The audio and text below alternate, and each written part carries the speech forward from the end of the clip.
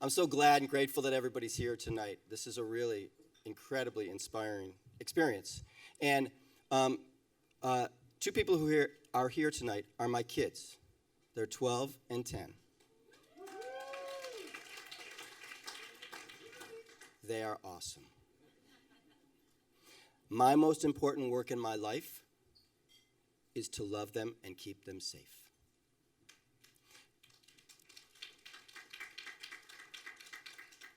That wasn't a planned applause line, but you can keep bringing it. The work we do at CEH is that exact same work. We're here to act upon our love and our desire for justice, which requires us to keep all people safe from toxic chemicals. And when I say love, I mean love for our families, I mean love for our communities, I mean love for our common woman and man. I believe we're all hardwired to love. If you've ever met a newborn, you know that love is innate to humanity and justice.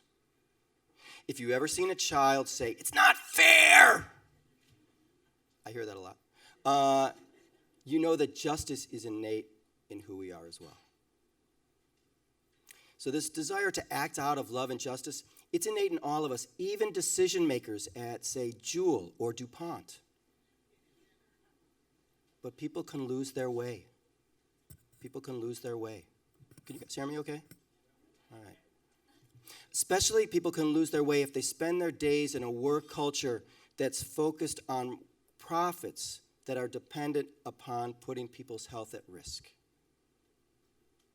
So I mentioned JUUL because we see the strategies that are used in the companies that are making PFAS chemicals or are using them. Those same strategies, they came straight out of the Big Tobacco playbook. That's where they came from. There's two components of that playbook.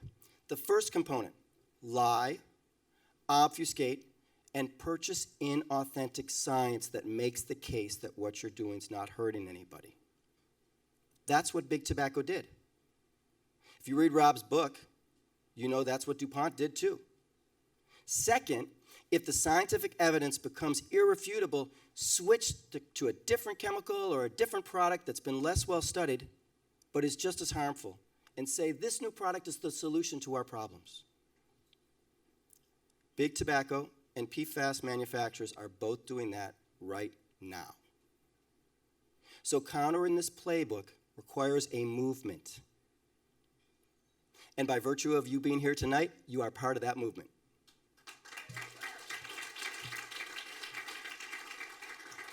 It's much bigger than just CEH's work. So for example, we all know that Big Tobacco lied for decades.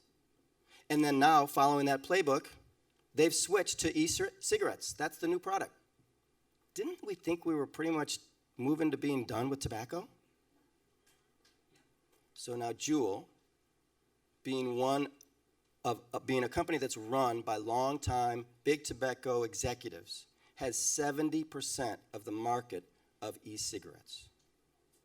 And I believe that the JUUL product was designed intentionally to addict children the age of my kids, 12 and 10, right there at table 25, for the rest of their lives to JUUL's undeniably addictive, irrefutably toxic product, so that JUUL can get $25 a week from them every week for the rest of their lives. JUUL doesn't make a smoking cessation device. I didn't get this at first. They make an alternative nicotine delivery device. Their business model is to replace lifelong smokers with lifelong JUULers, lifelong addicts to toxic chemicals that begins in middle school. That is not loving and that is not just. So at CEH, we channeled our inner Rob Bilott. And we sued JUUL. Okay, legally we sued them over formaldehyde in their products. And yes, they've now agreed to formaldehyde levels that are far lower than any law requires and we believe are lower than any of their competitors. But what we really wanted was to force them to stop advertising their products to children so that they wouldn't be creating a new generation of addicts to their toxic product. So here's the really fun part. I'm sure that Marty, who's running the teleprompter, that I was a big pain in his ass because I had to write 2 speeches, and he's got 2 speeches for me on his teleprompter. And I get to give the one I was hoping to give. So this was not set up for this event. I just want to be clear in case you're wondering about this. It has nothing to do with this event. It's just the coincidence of the moment. But at 5 o'clock today, I got a text from Mark Tozzo at the Lexington Law Group saying that JUUL signed a legally binding, court-enforceable settlement with CEH that they can no longer market to teens.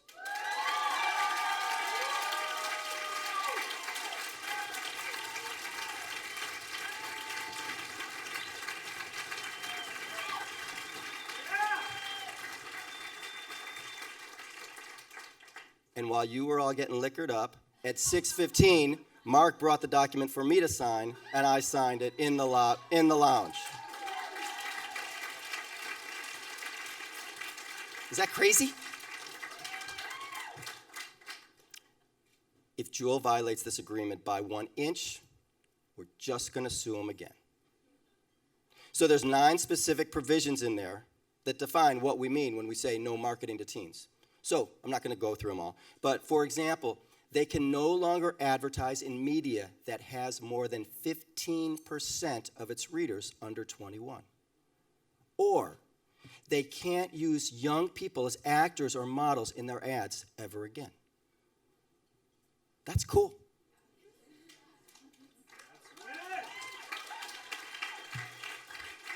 So many of these provisions were recommended to us by anti-vaping activists and also experts at the California Attorney General's office, including one person who's here tonight. So we were asking the experts in this field, what are the things that can actually prevent kids from being successfully marketed to? But millions of kids are already addicted to nicotine by JUUL's clever advertising and marketing. So we need a movement to continue to protect children from big tobacco. Our litigation is just one piece of that movement. And then just like fighting big tobacco, protecting communities from PFAS takes a movement too. Some members of that movement are here tonight. Cecil, Emily, Martha, Jose, Rob, Mark. Also folks you didn't hear from. The Green Science Policy Institute, EWG, the City of San Francisco Department of the Environment. They're all here tonight, and they've all done great work on this issue.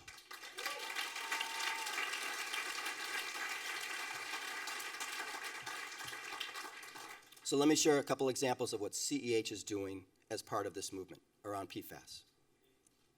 At CEH, whenever possible, I learned this from Annie Leonard, at CEH, whenever possible, we address a toxic chemical, or in the case of PFAS, a category of chemicals, at every point in the chain of production, consumption, and disposal.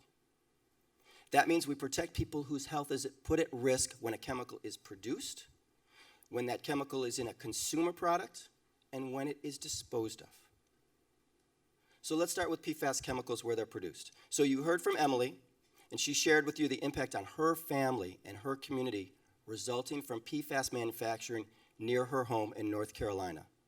So we're working closely with Emily and her community to support their efforts to challenge Chemours' right to contaminate their water and their community. So they're driving the ship, the local community. Next, listen to how we're protecting people who are consuming products that contain PFAS. I'm going to give 2 examples. First, CEH works with the very large purchasers and asks them to sign pledges that they won't buy, in this case, furniture with PFAS or certain toxic chemicals. We have really measurable and clear success experience that these result in manufacturers changing the way they make products and eliminating the use of the chemicals because the customers aren't buying them.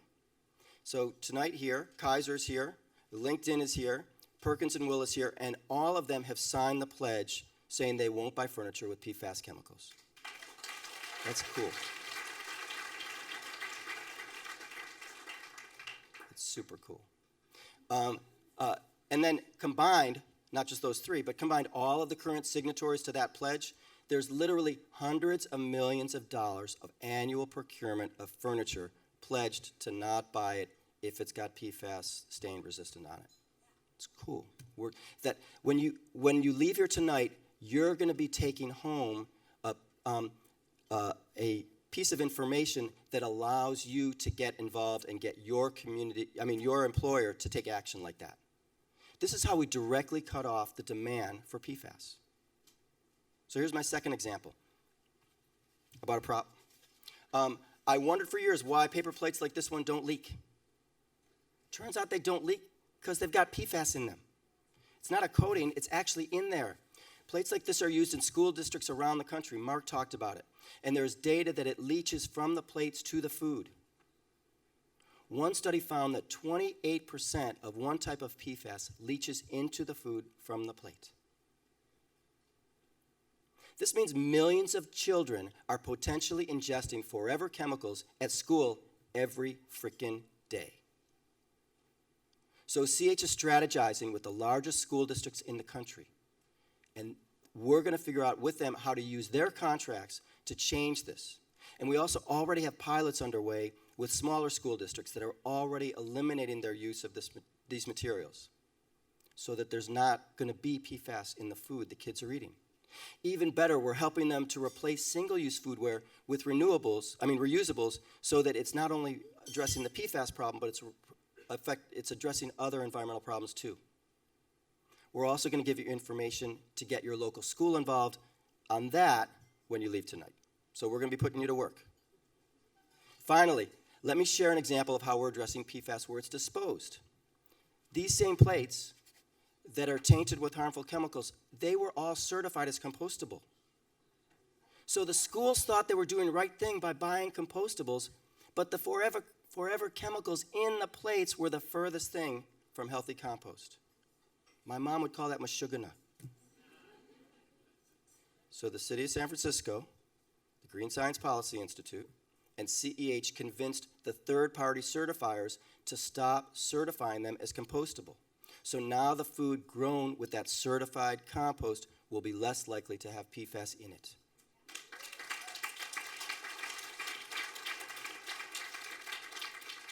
All these strategies undermine demand for PFAS in the products we're buying every day.